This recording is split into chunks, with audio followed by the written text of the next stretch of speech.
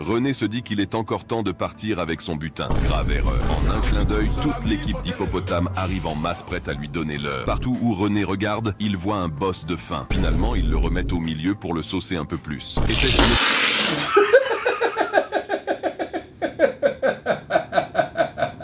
Hey, salut à tous mes frères, c'est SNS. On se retrouve pour une scène pas rire.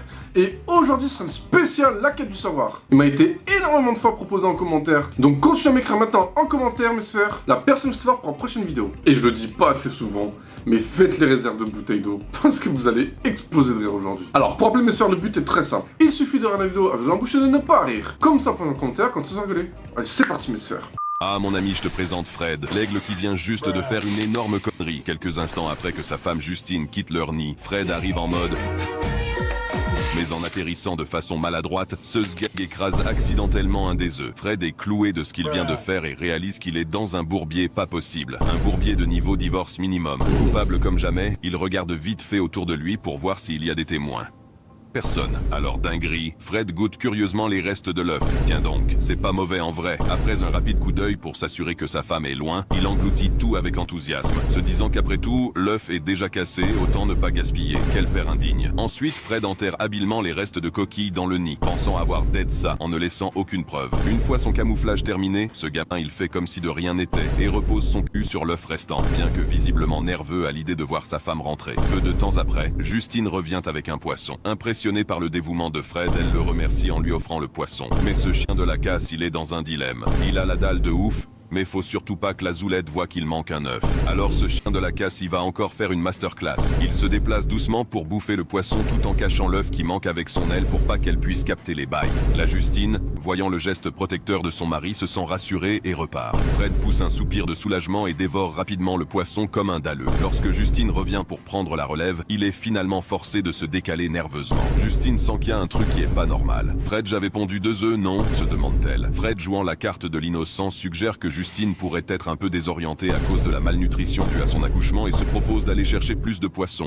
Justine reste perplexe, soupçonnant quelque chose d'étrange. Alors Fred s'en est-il tiré comme un chef avec son accident? Ou bien Justine découvrira-t-elle la vérité? À toi de me le dire mon ami. Ah mon ami, je te présente René, le crocodile qui vient juste de faire une énorme connerie. Simba le lion est en mode, mon gars, tu sais pas dans quel bourbier tu t'es mis. René a vu ce bébé hippopotame isolé comme le casse-dalle idéal. Mais Gloria la daronne hippo est alertée par le cri de son petit. René se dit qu'il est encore temps de partir avec son butin. Grave erreur. En un clin d'œil, toute l'équipe d'hippopotames arrive en masse prête à lui donner l'heure. Et quand je te dis l'équipe, c'est pas un boug, pas 3, pas 10, mais 150 bougs de 1800 kilos qui l'encerclent en un instant. C'est parti, 3 secondes sont passées et il a déjà pris 60 mandales. René crie pour sa vie, demandant à Simba un petit coup de main. Force, on n'est pas ensemble, dit Simba. René se fait masser de tous les côtés avec l'impression de se taper contre 500 Francis Ngannou. Même le bébé hippo n'en perd pas une miette, dit-il. Partout où René regarde, il voit un boss de faim. Ce zeg commence à comprendre ce qui se passe quand on s'en prend à plus faible que soi. On dirait un mec bourré qui se fait soulever par des videurs. Finalement, ils le remettent au milieu pour le saucer un peu plus.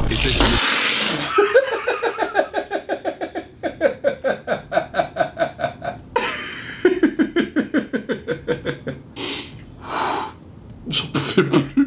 Entre le boss de fin, le mec bourré, et à la fin, ils remettent un peu pour le saucer. J'en pouvais plus. Oh là là, non, c'était... Le pire, c'est la vérité, on dirait vraiment un mec bourré qui se fait soulever par des videurs. C'est trop drôle.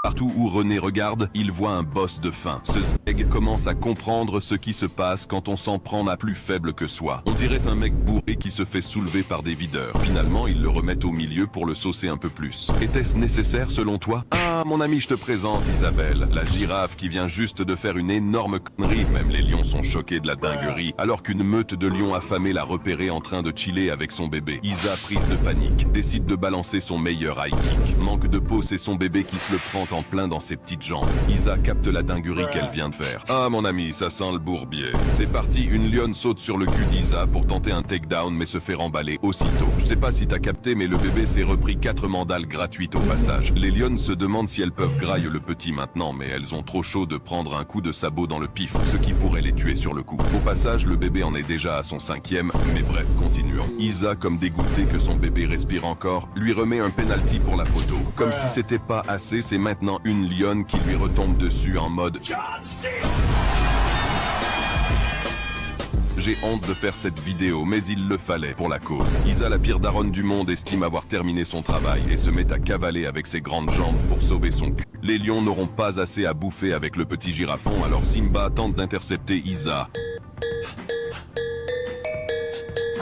Échec. Et toi, qu'en penses-tu? Ah, mon ami, je te présente Rudy, le corbeau qui vient juste de faire une énorme connerie. Ce sgeg a profité de l'absence de Ghislaine, la femelle faucon, pour s'introduire dans son nid. C'est le début du bourbier. Rudy s'introduit pensant avoir dead ça et se met à bouffer un des 3 œufs bien juteux. Ce sgeg se dit qu'il faut pas trop abuser, alors il laisse les 2 autres pour plus tard. À ce moment-là, Ghislaine, connue dans le quartier pour sa vitesse remarquable, chassait dans la forêt. Un pauvre écureuil tente de taper Boulette en sautant d'un arbre, mais se fait capturer par Ghislaine avant même de toucher le sol miskinou. Sans perdre de temps après sa capture, Gigi balance l'écureuil à son mec et se dirige vers le nid pour voir c'est comment. En rentrant, Guigui pète un câble en voyant que son nid a été pillé par un chien de la casse. Impossible pour elle qu'un autre oiseau ait osé voler ses œufs, surtout que la plupart des piafs fuient à sa simple vue. Résolue à attraper ce fils d'Ep, Ghislaine décide de monter la garde en Soum Soum près de son nid et d'attendre le retour du coupable. Ignorant que le faucon était revenu, Rudy l'imprudent à la fonce-dalle après un petit stick et se croit en sécurité pour continuer son petit casse-dalle. Mais juste au moment où il s'introduit à nouveau dans le nid tel un lâche, Ghislaine le surprend en flagrant délit et elle devient ouf. Ses pattes sont incroyablement acérées, rendant presque impossible à ses proies de s'échapper une fois capturées. C'était le premier et dernier épisode avec le gars Rudy.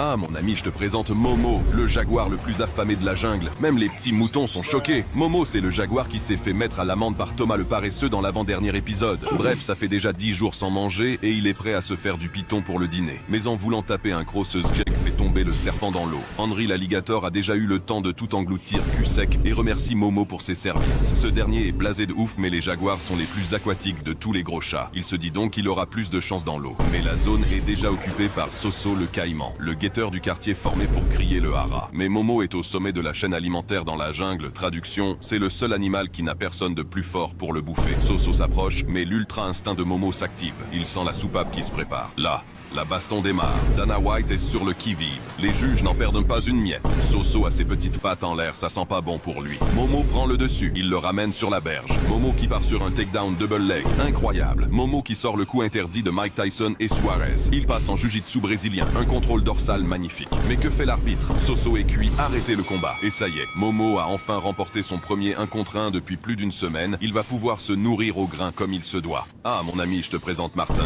l'iguane qui est dans le bourbier jusqu'au cou. C'est la saison d'éclosion sur les îles Galapagos et les serpents sont sortis en masse pour bouffer les petits iguanes à peine sortis de leurs œufs. Mais avant de parler de Martin, voyons comment ses congénères s'en sortent. Barbara s'en tire sans aucun problème. Quel panache. Ah, le petit Bisbee sort son nez du sable. Dame, tous mes chiens de la casse l'ont déjà repéré. Ça sent le bourbier. Le v'là qui sort avec la technique du mec qui n'a rien à se reprocher. Grave erreur. Il trace comme jamais mais se fait choper une fois arrivé au rocher par un nazi sournois en embuscade. Le petit Riri tente de taper Boulette en mode Usain Bolt pendant que les autres font diversion. C'est raté pour lui aussi. Lui carrément il s'est fait spawn kill. Ça se fait pas en vrai. Bon, il reste plus que Martin. Voyons s'il nous sort une masterclass. Il vient à peine de naître qu'il a déjà un aperçu de la sauce qui l'attend. Il sort tout doucement en prenant son temps et observe son environnement. Ok, pas de doute, ça sent bien le bourbier. Bon, on y va, tout doucement. Jusqu'ici, ça passe. Shit, repéré. Martin tape Boulette comme Jaja. Boum, la technique du rocher interdit. Maintenant, changement de rythme. Stop. Martin ne fait plus un mouvement. Il sait que cette race de serpents ne perçoit que les mouvements. Ils attendent de capter quelque chose. Leurs sens sont en alerte. Un éclaireur s'approche pour faire un scan de précision. Martin est dans la sauce. Il ne bouge plus. Son petit cœur tape à fond. Il guette quand même les ingles morts. Je suis sûr qu'il est par là, dit le serpent. Merde, repéré. Martin court pour sa vie avec ses petites pattes. Tous les serpents de la région l'ont repéré. Quel bordel. Vite, vite, vite, vite, se répète Martin. Les gars, c'est la merde, c'est la merde, c'est la merde. Soudain, il se fait choper. Mais ces sgegs de serpents sont si nombreux qu'ils s'attrapent entre eux. Et Martin a une dernière opportunité d'activer son atout secret. Mode Tokyo Drift activé, c'est parti.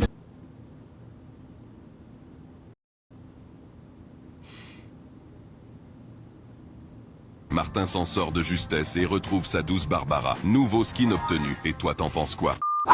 Mythe en sphères. J'ai rigolé une fois. Sérieusement, je sais même pas comment j'ai fait pour rigoler qu'une fois. Il y avait tellement de passages drôles. Déjà, rien que quand la vidéo commence, qu'il arrive et qu'il écrase l'œuf. Comment il est pas doué. Ensuite, la scène des hippopotames. Quand il dit l'équipe d'hippopotame arrive en masse pour lui donner l'air, oh c'était trop drôle. Et quand il dit partout où René regarde, il voit un boss de fin. Franchement, il est trop bien trouvé cette phrase. Parce que le pire, c'est que c'est la vérité. Avec le crocodile. Quand il dit qu'il lui fait la technique interdite de Mike Tyson et Suarez. Franchement, fallait la trouver celle-là, c'était hyper drôle. Et puis la scène avec les serpents. Quand il dit qu'il sort avec la technique du mec à rien à se reprocher. Et qu'il dit grave erreur. Franchement, c'était trop drôle. Et vous, mes sphères, quel point ça vous a fait rire? Dites-le moi en commentaire. Et vous pouvez en dire plusieurs, parce que c'est sûr qu'il y en a plusieurs.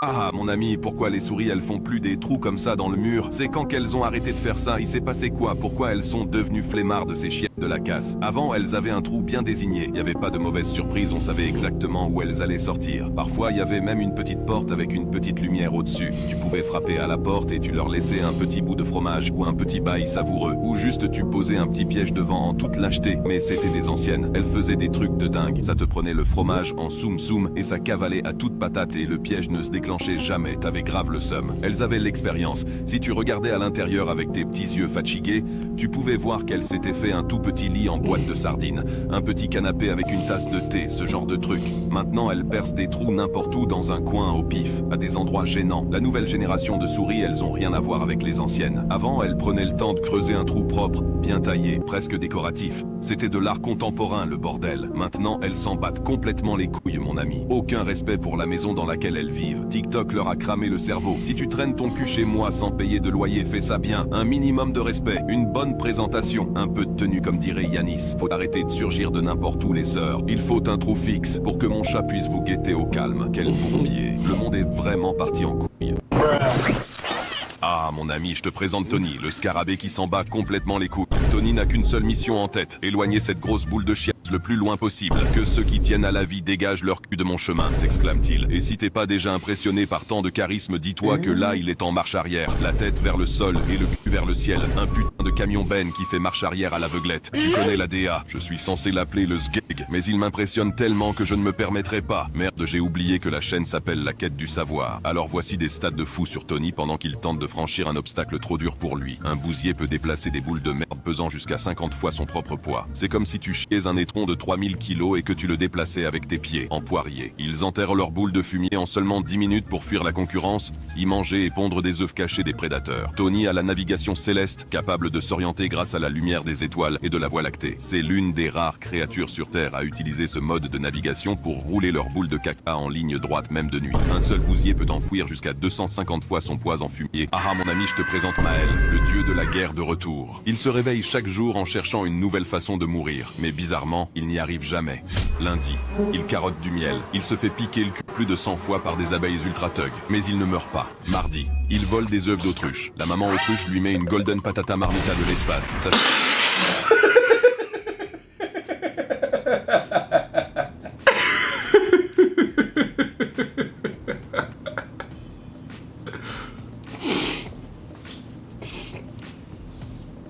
La maman autruche lui met une golden patata marmita.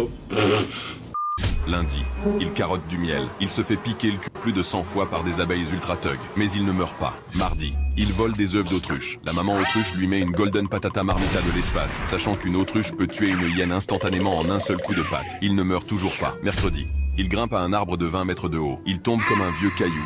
Il ne meurt pas. Jeudi, il bouffe un scorpion. Il se fait piquer 8 fois. Il ne meurt pas. Vendredi, il rencontre un serpent extrêmement venimeux. Il se regarde. Me demande pas comment, c'est le serpent qui clame, pas lui. Une putain de légende. Jusqu'à ce jour, il est toujours invaincu. Ça sent le bourbier, une meute de lycaons. Maintenant, c'est lui la proie. Alors va-t-il enfin mourir? Disons simplement que ces chiens sauvages d'Afrique ont une précision chirurgicale et un taux de réussite à la chasse de 80%. Je te laisse deviner qui est le 20%. On pourrait penser que c'est terminé pour Maël, mais tu connais l'ancien. Pour lui, c'est juste une journée de taf comme les autres. La peau du ratel est plus résistante que le tendon caoutchouteux d'un steak Ecoplus. Épaisse, souple et si lâche que même lorsqu'il se fait mordre, sa peau ne fait que tourner. Pour ces sgeeks, c'est comme mâcher un vieux pneu crasseux. Ils mordent et mordent encore jusqu'à ce qu'ils commencent à remettre en question leur choix de vie. Notre ami est bâti comme du fer et couvert de blessures. Mais donne-lui une petite sieste et il est de retour comme si de rien n'était. Ah mon ami, ça sent le bourbier. Je te présente Thomas le paresseux et il est dans la sauce jusqu'au cou. Même les perroquets sont choqués de ce qui est en train de se passer. Normalement, Thomas descend de son arbre une seule fois par semaine pour aller chier un coup, mais il choisit bien son moment. Mais problème, hier il s'est fait une banane avec des feuilles sauce algérienne et c'est pas passé du tout. Obligé d'aller déposer déposer un classique en urgence, mais voilà qu'il a croisé Momo le jaguar affamé au pire moment. Thomas a vite tapé boulette, encore la merde au cul, tout en cherchant l'arbre le plus proche pour tenter d'échapper à ce chien de la casse. Momo n'a pas graille depuis une semaine, et il ne va pas laisser passer cette occasion, crotte au cul ou pas. Thomas avance normalement à une vitesse de 2 mètres par minute, mais en situation d'urgence comme celle-ci, il active le nitro et passe à une vitesse de croisière de 3 mètres par minute. Thomas grimpe sur la branche la plus haute, mais Momo arrive aussitôt. Ne pouvant pas aller plus haut, Momo, l'être sournois et affamé, à l'idée de génie de secouer la putain de branche. « Hostie de Chris !» s'exclame Toto le Québécois. Momo passe en mode traction militaire pour bien secouer la branche comme il faut et faire tomber l'autre sgeg. « Tabarnak !» crie Thomas. Mais rien n'y fait, il reste accroché là-haut comme un morpion. Alors Momo, épuisé, lâche l'affaire et le regarde une dernière fois avant de s'en aller plein de seum. Toto, submergé par l'euphorie, se dit que c'est le moment idéal pour ce LeBron James. Quelle erreur! Incompréhensible, la branche se casse net et Thomas chute dans l'eau comme un caillou. Ah, mon ami, je te présente Victor, le panda le plus casse-couille de toute l'équipe. La vie était tranquille jusqu'à ce qu'il ouvre la bouche pour la première fois. Le frérot éternue comme une grenade de la Seconde Guerre mondiale. Sa mère, clouée comme Jaja, se demande « À quel genre de démon ai-je donné naissance ?» Premier jour dehors avec maman. Le petit frère est déjà agaçant et essaie de monter sur le dos de maman. Au calme, elle le laisse faire. Ils partent pour une balade en nature. « Maman, on est enfin arrivé ou pas ?» Maman craque déjà. Elle lui colle un giga coup de Space 12 pour décompresser.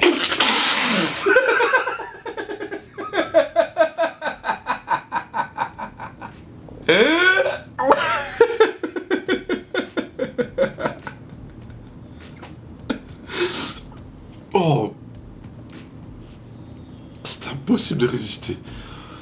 Oh, j'en ai mis partout. Déjà quand il met la tarte c'est hyper drôle. Mais après quand il dit un giga coup de Space 12, c'était trop, j'en pouvais plus. On est déjà 3 rires, Mesfer. Ça devient chaud. Premier jour dehors avec maman. Le petit frère est déjà agaçant et essaie de monter sur le dos de maman. Au calme, elle le laisse faire. Ils partent pour une balade en nature. « Maman, on est enfin arrivé ou pas ?» Maman craque déjà. Elle lui colle un giga coup de Space 12 pour décompresser. Puis vient le déjeuner. Maman chill avec un gros bâton de bambou bien juteux. Victor, il commence encore à bugger. Il ne veut pas manger correctement et tombe comme un sgeg. La daronne le regarde vite fait de côté en se disant « Putain, quel bourbier ce gosse !» Alors que fait-elle? Elle le chope par l'oreille comme faisaient nos anciens. C'est comme ça qu'on apprenait le respect à l'époque. Victor se fait enfermer par sa propre mère, mais impossible de laisser le frérot tout seul. 2 battements de cils plus tard et le voilà déjà dans la sauce, la tête coincée dans un baril en plastique. Après quelques longues minutes, il sort enfin la tête et commence à hurler. « Coucou, je peux sortir maintenant ou pas? Mon ami, tu es puni, fais au moins semblant s'il te plaît. Allez, faites pas les gamins. Promis, je fais pas de dinguerie la famille. » 30 secondes plus tard, Victor s'évade de prison. Maman ne remarque même pas. Et devine-toi, le petit frère n'est toujours pas concentré. C'est l'échec numéro 732 cette année. Il retourne vers maman et se fait catapulter direct dans l'espace. Maintenant, maman doit supporter l'espérance de vie de 20 ans de Victor.